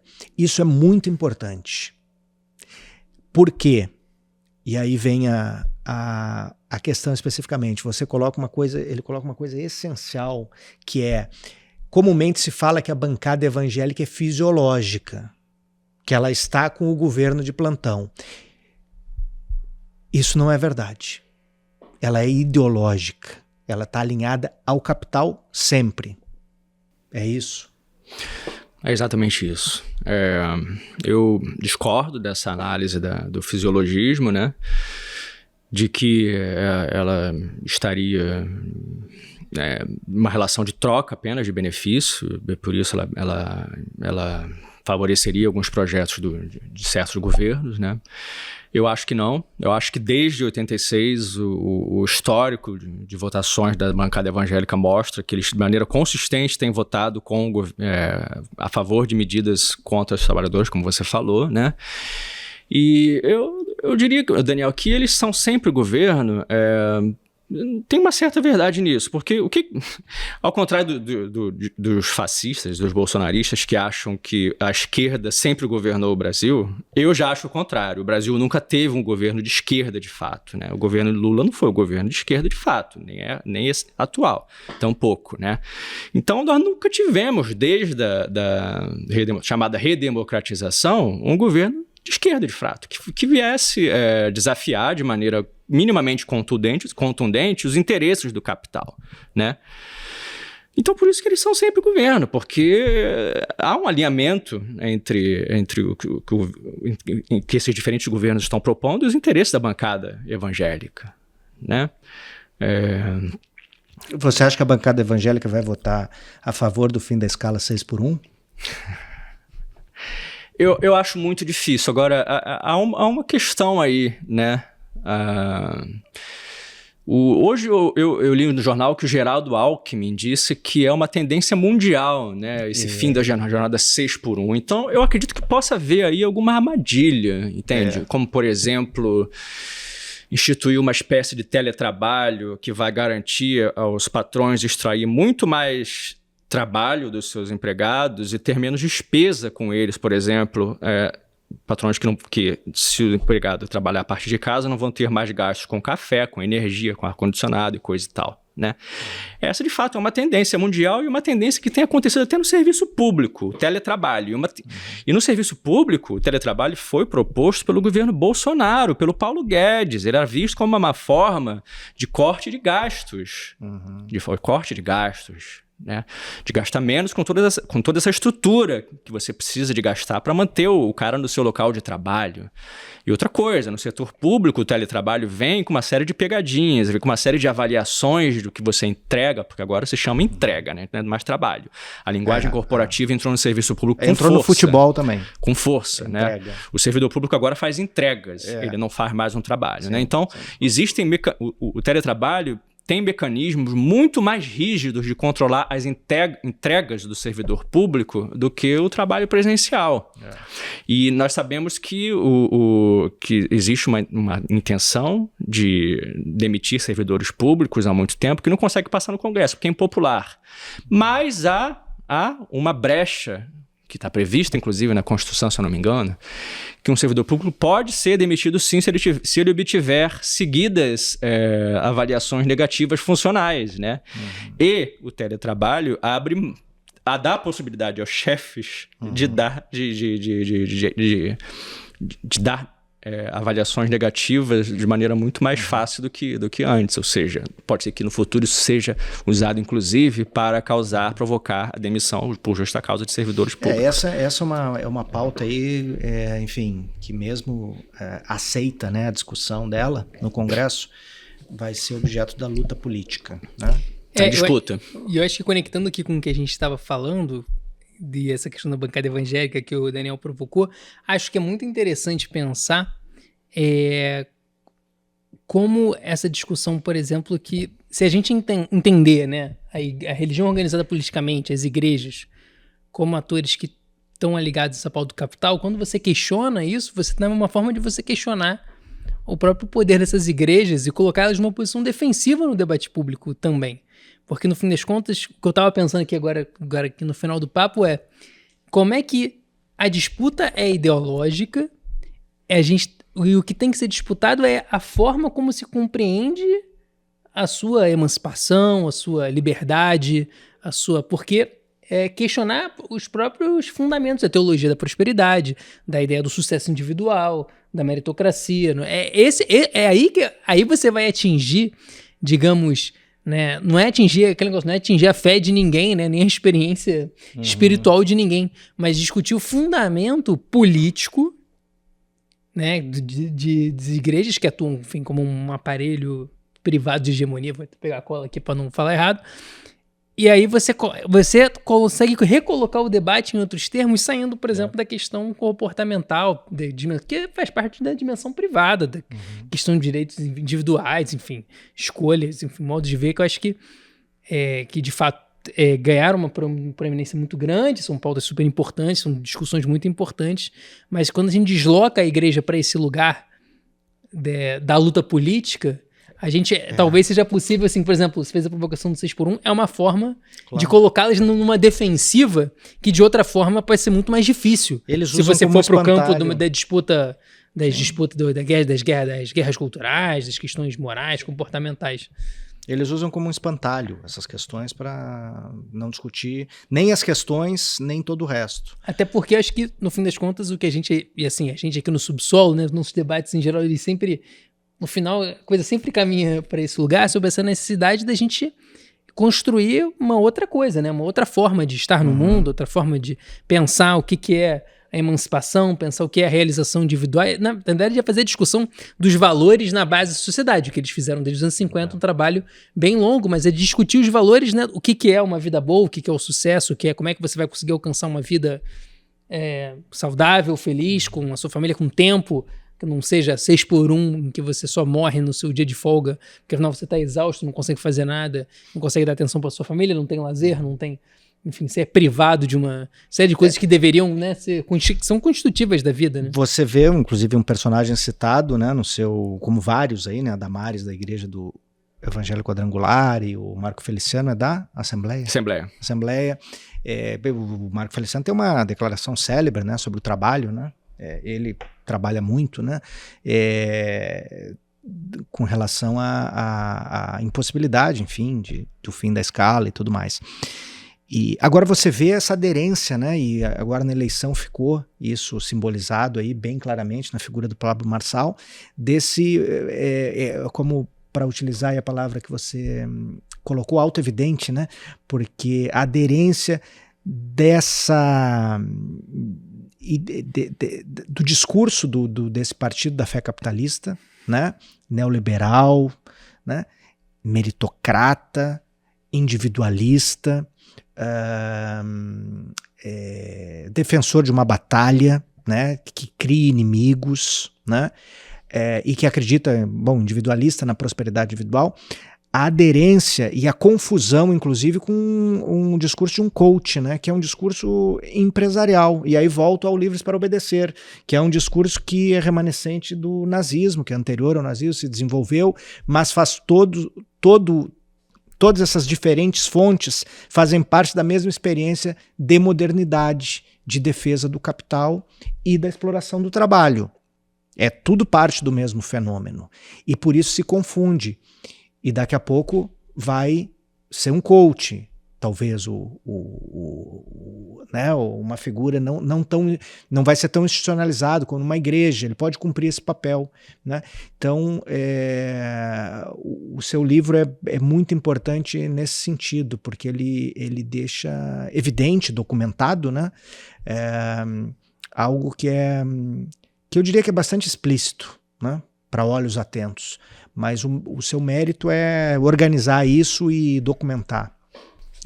Eu concordo com vocês. Eu acho que a esquerda de maneira geral, deve começar a olhar mais as igrejas sob esse prisma econômico. Não é que o prisma comportamental não seja importante. Sim, essas igrejas são machistas, são antifeministas, elas são contra a população LGBT, isso tudo deve ser dito, deve ser combatido. Só que eu acho que as esquerdas, de maneira geral, elas não atentam para esse aspecto, que eu acho que é muito importante, que está invisibilizado aí, né? Qual para mim é a maior contribuição do Partido da Fé Capitalista? É a desmobilização da classe trabalhadora. Desde que ele entrou aqui com um discurso de que não se deve interferir na realidade social, porque o que é nosso está reservado lá depois da morte, no reino de Deus, aqui é só uma passagem. Os pentecostais desde cedo diziam isso, né? Hoje em dia eles mudaram, dizem mais, eles falam, tem mais esse foco, essa ênfase na teologia da prosperidade, mas que também é desmobilizadora. O que a teologia da prosperidade faz? É incutir na sua cabeça a ideia de que você vai ser rico e só depende de você, que é a mesma coisa que o discurso do empreendedorismo faz. O que a Igreja Universal do Reino de Deus faz, por exemplo, com um cara que faz entregas no iFood o dia inteiro, né? Se ele entregar muito, se ele trabalhar muito, ele pode ser rico, e se ele tiver fé, ele pode ser rico, ele vai ser o Elon Musk, se ele quiser. Só depende dele. Então, trabalhe mais. É isso.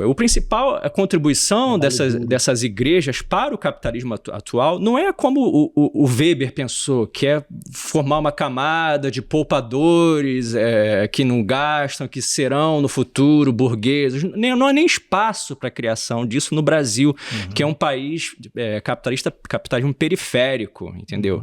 Qual é o papel da classe trabalhadora brasileira nesse capitalismo periférico? É de mão de obra precarizada, de trabalhar no iFood, no Uber, é isso. Você é empreendedor de si mesmo, você não precisa de direitos trabalhistas, você vai ser rico se você se esforçar muito, se você trabalhar o dia inteiro, se você trabalhar enquanto eles estão dormindo. É isso que a gente ouve o dia inteiro, né? Dos coaches e da mídia, de maneira geral, e que essas igrejas repetem, só que de outra forma. Não existe razões sociais para a pobreza, é o diabo. É o neoliberalismo. Nada é coletivo. Tudo é individual. É individual. E tudo é responsabilidade individual. Exatamente. O sucesso e o fracasso. Exatamente. E isso é altamente desmobilizador. E você cita aqui esse Partido da Fé Capitalista, há uma constância nele, né? Para a gente encaminhar para o nosso pro término aqui. Ele sempre teve do lado da opressão. Se você pensar os momentos mais dramáticos, inclusive de extermínio das ditaduras latino-americanas e mundialmente, mas das latino-americanas especialmente, eles sempre apoiaram todas as ditaduras, não estiveram, enfim, em nenhum momento em defesa dos direitos humanos, taparam os olhos. Você tem agora eu esqueci aquele, inclusive tem vídeos no YouTube dele, não lembro, seu Pat Robertson, né? Que foi visitar o Chile no auge da matança do Pinochet, apoiando e etc. Aqui no Brasil vieram vários missionários. Você citou o Billy Graham, que foi conselheiro, eu acho que de todos os presidentes americanos, né? Milionário, televangelista e tudo mais. Todos eles apoiaram incondicionalmente as maiores opressões, mesmo se você considerar a democracia burguesa formal. Eles estiveram sempre contra a democracia burguesa formal quando isso, enfim... Não convinha e colaborava com os lucros deles. Sempre. Sempre. Sim, exatamente. Vamos tirar como exemplo a ditadura brasileira. 1964, 1º de abril, golpe de Estado. Duas igrejas manifestaram sua simpatia e seu apoio ao golpe logo de cara. A Igreja Batista e a Igreja Presbiteriana Fundamentalista. Outras igrejas apoiaram também, muito de perto, até porque os militares tinham interesse de trazer para perto deles os setores evangélicos, porque como os católicos eram a maioria e como muitos católicos partiram para o campo progressista, né, a ditadura tentou se aliar com os evangélicos para meio que quebrar a influência dos católicos, né. Voltando ao livro do Chesnut, ele mostra, por exemplo, que a Assembleia de Deus de Belém do Pará foi super próxima da ditadura, né. Ele indica, inclusive, baseado na leitura dos arquivos da igreja, que o ministro, o coronel Jarbas Passarinho, teria repassado recursos para a Assembleia de Deus de Belém por via do governador lá do Pará e de um deputado que era da Assembleia de Deus também. E, em troca disso, a Assembleia de Deus escrevia coisas legais, bonitas sobre a ditadura no seu jornal, fazia discursos públicos a favor dos ditadores, criticava as greves, pedia votos para os candidatos da arena, né? A Igreja do Evangelho Quadrangular também pregava obediência cega quase às autoridades, né? E um evangelho muito citado é o do Paulo, né? Que diz que todas as autoridades terrenas são representantes de Deus, e esses evangélicos eles recorriam a essa passagem bíblica muito frequentemente para incutir a obediência na ditadura. A igreja Seitamum, eu já falei aqui também, foi muito próxima das ditaduras, foi cúmplice demais e tal. Não foram poucas as igrejas. Essa igreja evangélica, essa igreja presbiteriana fundamentalista, inclusive, é uma seção da igreja presbiteriana, né? Um pastor chamado Israel Gueiros, lá de Recife, teria inclusive feito uma missa de ação de graça, né? Para comemorar o golpe de Estado, no 1º de abril, né? Na igreja. E todas elas, se não fosse óbvio, se não soubéssemos isso, todas elas acumulando, por exemplo, a Universal, a partir do zero, fortunas, um patrimônio bilionário, né? Deus é Amor, inclusive em disputa aí de herança, né, dos filhos, Brasil para Cristo, todas elas com patrimônios milionários ou bilionários feitos em poucos anos que seriam inviáveis, enfim, num negócio tradicional, né? Mas com o comércio da fé. É isso que são, comerciantes da fé, e apoiando, enfim, se beneficiando aí desse intercâmbio com o Estado e com os empresários, porque eles prestam um serviço, esse serviço de domesticação, de pacificação, melhor dizendo, né, de contenção social. Exatamente. Que é muito efetivo. Não foi à toa que os Estados Unidos, no contexto da Guerra Fria, criaram e investiram o Partido da Fé Capitalista, porque ele funciona. Funciona. Até hoje. Exatamente. Bom, agora estamos indo para o nosso... Essa é a pausa dramática agora. Pausa Pausa dramática do Daniel. Mas eu acho que porque a realidade brasileira, o que a gente sempre repete aqui, são os problemas do nosso tempo e as questões brasileiras. Quase sempre, ou sempre, elas se intercalam. A pesquisa do Rodrigo, o trabalho do Rodrigo, é muito isso. São as duas coisas. Sim, não é um livro de história, é um livro sobre hoje. Não, com certeza. Mas ele é um historiador, ele não vai gostar que eu fale isso. Não, mas é um livro de história. Como chegamos até aqui, né? Na verdade, o livro é pra gente entender como é que a gente chegou até aqui. Exato. Bom, Daniel, agora é a hora que a gente faz a surpresa pra ele? Você avisou antes hoje? Não, eu não dou esse benefício ao entrevistado. Entendi. Então, Rodrigo, nesse momento, tradicionalmente, a gente pede 3 indicações de leitura ao nosso convidado. Pode ser um clássico, pode ser clássico, contemporâneo, ficção, não ficção, enfim, aqui é totalmente livre. Assim, você pode escolher. São 3 livros que as pessoas devem ler, então, suas escolhas, e que você falasse um pouco por que as pessoas devem ler esses livros. Puxa, que surpresa. Só que não, porque como ouvinte, quanto mais do Subsolo, eu já estava preparado para essa pergunta. Tá vendo? Acabamos com o efeito. Agora a gente vai descobrir quem ouve e quem não ouve. Né? Exato. Bom, gente, eu começo com O Capital, do Karl Marx. Temos todos que voltar para O Capital, do Karl Marx. É um livro fundamental, é uma crítica à economia política, ou seja, uma crítica à concepção de economia que era hegemônica na época dele e que é hegemônica ainda hoje em dia, né? Um livro que o Marx, ele próprio disse isso, ele escreveu para os trabalhadores, para que os trabalhadores tomassem consciência da sua situação E é um livro que os trabalhadores atuais precisam de ler, porque eles estão muito afastados, têm muito desconhecimento da sua situação enquanto trabalhadores. É preciso de recuperar a noção de mais-valia, é preciso de recuperar a noção de salários não pagos, que é a noção de mais-valia, é preciso de recuperar a noção de acumulação primitiva do capital que o Marx mostra no Capital e que acontece até hoje. Isso, boa parte do capital é baseado em furtos, pura e simplesmente. Isso acontece até hoje, e o Brasil é um bom exemplo disso. A gente vê, por exemplo, grilagem de terras indígenas, privatizações de empresas estatais a preço de banana, tudo isso aí é isso, é acumulação, é desapropriação de propriedade popular. Então, tá tudo no Capital. A gente tem que ler esse livro de novo, a gente tem que discutir, a classe trabalhadora precisa de estar ciente do que está escrito ali. Segundo livro que eu acho que todos devemos ler, a classe trabalhadora deve ler, Os Cadernos do Cárcere, do Antônio Gramsci. Uhum. A noção e, sobretudo, as passagens que dizem respeito à hegemonia. Eu acho que a noção de hegemonia é fundamental para explicar o mundo de hoje. A noção de hegemonia, para mim, ganhou muita força nos anos recentes, porque eu não consigo explicar de outra forma a adesão popular ao governo do Jair Bolsonaro, por exemplo. Um governo que deixou as pessoas morrendo por falta de vacina, deixou as pessoas comendo ossos, que aumentou a gasolina para R$8, que o dólar disparou, onde as condições de vida do brasileiro se deterioraram a olhos vistos. Eu não consigo entender como um governo desse consegue ter a aprovação social que teve, e ele quase foi eleito e só perdeu de uma margem muito estreita para o Lula. Não consigo entender como isso ocorreu sem o conceito de hegemonia.